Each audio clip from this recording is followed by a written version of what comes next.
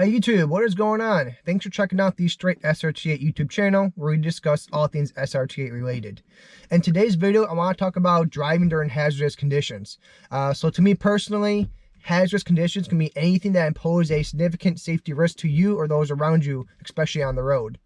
That can be driving during a snowstorm, almost like a whiteout condition where there's a blizzard going on and you can't see what's in front of you. It can be driving during perfect daylight, but there's snow on the ground, maybe a couple of inches to a foot of snow on the ground, and trying to drive through that. It can also be where there's no snow. It could be driving where there's black ice. It could be driving where there's water on the ground causing possibly hydroplaning, or it could be driving during a rainstorm. So any of those to me are considered increased risk to your safety and to those around you on the road, especially those in the car with you. So I want to discuss some tips and tricks to try and minimize that risk and maximize your safety. So I have different categories here. I actually made a giant sheet to go over everything. There's a lot of things I haven't, in my opinion, of course, that I think can help reduce that risk, improve your safety. So there's proactive and there's reactive, right? So your proactive ones are things you can do ahead of time to try and, again, minimize that risk. And then there's reactive ones that you can do while you're on the road that you can't really be proactive about. So I'll get to that in a minute. But on the proactive side, there's also on the road and off the road. So being proactive off the road means things you can do before you get in the car. And then being proactive on the road means steps you can take to minimize that risk while you're already in the vehicle driving down the road. So let's talk about proactive on the road, or I'm sorry, proactive off the road. So one thing that's really important in my opinion, you guys may or may not know I'm a detailer, so keeping things clean is very important to me. But one thing that's extremely important to me is having a clean windshield. So I'm a huge fan of using water beading technology, especially on a windshield. Now, I'm not being endorsed by Rain-X by any means, but Rain-X is a very quick, easy solution. It's not permanent.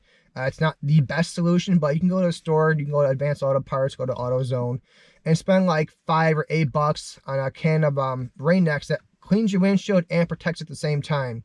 It's very cheap. I actually do that to my rental cars. So when I travel for work and when I'm on vacation, I'll go to the auto store and I'll buy a can of Rain-X and I'll spray the windshield. It makes a massive difference in visibility. So when you don't do that and you have your windshield wipers going and you're spraying water everywhere, it kind of smears the water and it's very hard to see what's actually going on the road in front of you. It blurs everything. So having that Rain-X, have that water beading technology, push the water out the way, you can very easily see what's going on, especially in low light, aka night driving conditions, where that light's gonna come towards you from headlights, it's gonna radiate all over your windshield, and you're gonna have a very hard time seeing what's going on. So number one there is definitely have the clean windshield, and if you can, have it be protected against that water being stagnant on the windshield and causing it hard to see.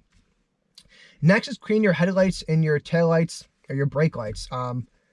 Not a lot of people do this, and it's super important. So when you're on the road, especially if you own a white car and you're driving during a blizzard condition, your car is going to blend in perfectly to your surroundings. So making sure everyone can see your headlights and your taillights is super important. If your taillights are blocked with snow and you push on the brake, no one's going to be able to see that through the snow on the back, and they're not going to tell you actually trying to slow down. That can cause an accident. Now, on the other side of the car, with your headlights, if they're not brushed off, then your light's actually not going to get out of your car and into the road, so it's going to affect your driving and visibility. So very easy, very simple, brush off headlights and taillights. Tires, make sure you have the right pressure in your tires. So as we go from a warmer season to a colder season, the air in our tires is going to drop. So if you were at, say, 34 PSI before, when winter hits, you may be at 30, 29, 28, and as your tires sag, they get less and less traction on the road. You want to make sure they're sitting firm on the road with your tread being perfectly across the road. If it starts to sag, you're going to get worse traction, and of course, it's going to result in a greater risk to you and those around you on the road. So tire pressure, again, super important. Now, another thing, it's more of a laziness on people's parts. They'll clean off their windshield, which is great, like a snowy condition, clean off your mirrors and your windows, but they won't do the roof or the hood of the car. So when you're driving down the road and you have the wind going towards you, it's going to blow all the snow from your hood onto your windshield. So obviously it's going to affect your visibility. And then the snow on the roof is going to get pushed back your rear windshield, which is going to affect your visibility. But more importantly, it's going to blow that snow to drivers behind you and create this giant, almost like blizzard condition right behind your car, which makes it very hard for them to see too. So I know, especially in SUVs, it's hard to reach up top. There's actually a really good snow brush that I bought that I'm going to put in the link below. It's 26 bucks. This snow brush has a lot of adjustability to it. You can pull out this portion and extend it. And then right here, you push this guy and twist this over. So going like this and then scraping your windshield or scraping the roof of your car too. Super, super easy. This I think again was like 26 bucks. Super cheap on Amazon. If you have Prime, you get 2-day shipping. It's an excellent snow brush in my opinion. But anyway, make sure you guys brush off the hood of your car and your roof. Again, it's going to help improve your own driving and those around you, which is a huge deal. The last thing for being proactive off the road is putting your car in snow mode. So again, that comes to a pushing and pulling force. If you have a front wheel drive car, you're going to be pulling your car through the snow, which means the back's going to fall in line with the front and it's not going to drift everywhere. If you have just a rear wheel drive car, as you're trying to push, if you're meeting resistance, your back end's going to end up kicking out, which can cause a lot of fishtailing. So having that dual split for 50-50 in the front and rear, even pulling, even pushing, your car's going to move in unison, and it's not going to want to try and swing out on you. And especially when you're stuck, it's going to give power to your 4 individual tires to get you unstuck. So snow mode is a huge advantage, especially for the Jeep SRTs and other all-wheel drive variants and Chargers. All right, so next we get into being proactive again, but now you're on the road. And that goes into 2 categories. You got your do's and your don'ts. So we talked about what you can do off the road before you get in the car. Now let's discuss what you can do on the road for your do's and don'ts. So do's, what do you want to do? You want to leave space to the car in front of you. And this may sound very obvious, but as you have decreased traction, it takes more time to slow down. So you always want to leave space between the car in front of you and you in case they do anything like hit their brakes, or if they have an kind of maneuver, or if they do anything unpredictable. You want to make sure you can react to that and have appropriate space to slow down. What's really important too for me is at a red light or anytime I'm stopped, I always leave a good space, at least a car length in front of me, to the next car in front of me. Because if there's a car behind you can't slow down, you don't want to be stuck. You want to make sure you can move your car forward and get out of their way to give them more time to slow down and brake before hitting you. If you have nowhere to go and they can't stop, they're going to hit you. That's a very bad situation to be in. So make sure you get that extra space on the road, and especially while you're stopped. For maneuvers, make sure you give yourself time to make a maneuver. So let's say you're off the road trying to get on the road. If you try and have your steering wheel turned and you gun it, you're going to fishtail and you're going to spin out. So you want to give yourself a lot of time to make a slow maneuver, get back on the road to be safe for you and those around you. Again, it takes more time when you have less traction on the vehicle, especially in those wintry and watery conditions. So time is going to be on your side there. Try and go a little bit slower. Don't be in a huge rush. Your signals. So a lot of cars I see on the road, especially when it's like snowing out, they'll start braking first and then put on their turn signal. So by doing that, I don't know why you're braking. So the cars behind you, they don't know you're braking. All they know is that you're braking. It could be because there's a hazard on the road that they're not seeing. And so they may be overly cautious and start braking hard themselves too, which can cause a chain reaction. So make sure if you're braking, you have your turn signal on so they know what you're actually doing. Oh, he's turning over there. There's not a hazard on the road. He's just slowing down to turn. Okay, great. So knowing where cars are around you is also a huge advantage to you. If, again, you're driving down the road and you see a hazard in front of you, you got to react right away. You don't want to just move your car to the other lane if you don't know if there's a car coming or not, or if there's a car next to you if you don't know it. So being aware of what's around you, again, it's going to be huge in this. I always recommend going a little bit faster than traffic around you. Now, maybe during a blizzard or hazardous conditions, it's not a good idea. But typically, if you're moving faster than traffic around you, you're going to know where they are in space. You're going to be able to adjust yourself accordingly, moving left or right to get out of the way of a hazard. That's pretty important in my opinion. And then another thing you can do is test your traction. So as soon as you get in your car, you get on the road, maybe you're still in your cul-de-sac, maybe you're still on a less populated road, go ahead and hit your brakes and see how your car responds to the traction. You want to be able to test that. It's very important when you're driving down the road to know how long it takes you to stop. So if you stop instantaneously, great, you're good to go. But if you stop and your ABS kicks in and it takes you a lot longer to stop, you need to know that before you actually need to come to a stop. especially when you're at red lights, you're at stoplights, and so on and so forth. You want to know how long it takes your car to respond to those conditions, so it's always good to test your brakes. Okay, so those are all your do's. Let's get into some don'ts, what you don't want to do while you're on the road. Again, this is more proactive, not reactive yet. We're still in proactive. These are your don'ts. Your first don't is don't trust a turn signal. So a few minutes ago, I talked about the importance of turn signals, but you don't want to trust it. There are many times where someone has their turn signal on and you think they're going to turn and they don't, and they blow past you. They could be stopping here or here or here. You don't really know. If you trust that turn signal and you pull it in front of them and they're not ready to stop, you're going to cause an accident. So I never, ever trust turn signals. I love them. I'm glad they're there. I pay attention to them, but I never assume they are 100% bulletproof. There are conditions where you're going to think they're going to turn, they're not, and you're going to cause an accident. Your next don't use cruise control. So cruise control is designed to keep your car going at the speed you set it at, right? It doesn't account for traction losses on the road or hazardous conditions. If you're on cruise control and let's say you hit black ice, it's going to keep trying to go your 50 miles an hour, even though you're spinning out. If it loses control, it's going to apply more gas in order to try and make sure you're maintaining your speed. So that's a huge no-no, especially when it comes to like hydroplaning. If you're going to a certain speed and you start hydroplaning, you don't want to keep going that speed. You want to slow your car back down. If you keep maintaining that speed, you're going to lose control. So you do not want to use cruise control in hazardous conditions. Your next don't is don't overuse your brakes. Now, what I mean by that is I see so many cars on the road where, let's say they're going 45 miles an hour, speed limit's 40, and they use their brakes to slow down. So what that tells me is that I can't tell how hard you're braking. So if I see brake lights come on, my foot's going to hover over my brake. And if you brake hard, I may brake hard. And the car behind me brakes hard. And then they brake hard. And it causes this chain reaction where someone's not going to brake hard and they're going to have an accident over nothing.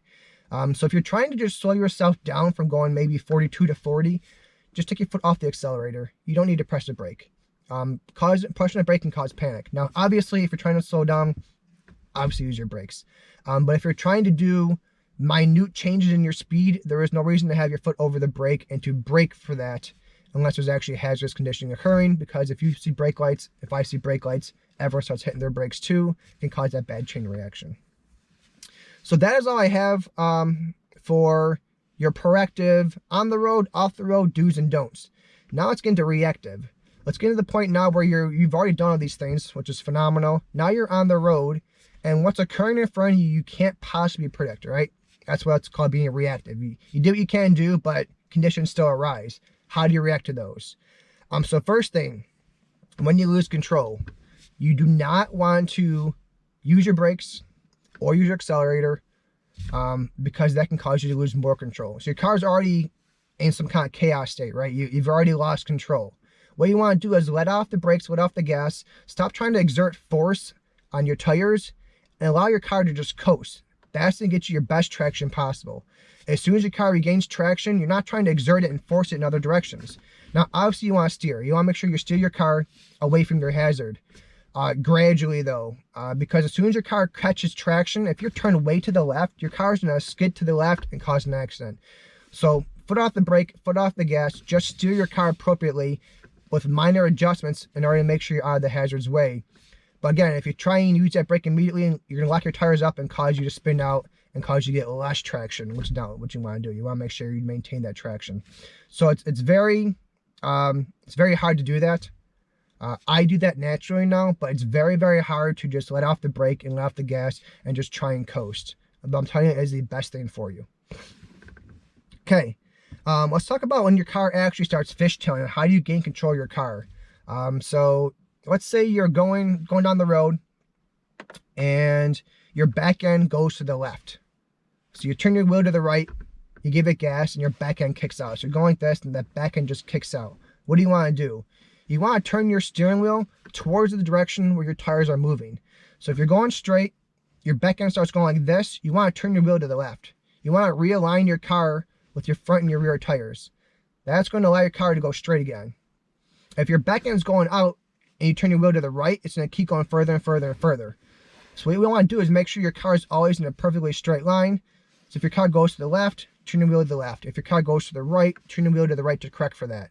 So if you're on the road, you're going straight, and your back end kicks out, you want to immediately turn that wheel opposite direction to counteract it. Now, if your back end's way out there, turn your wheel way the other direction. If your back end's a little bit out there, turn your wheel a little bit that direction. You want to make sure you compensate for it accurately. If you don't, you can course correct too far and cause your condition in the other direction, which is obviously very hazardous too. That takes an extreme amount of effort.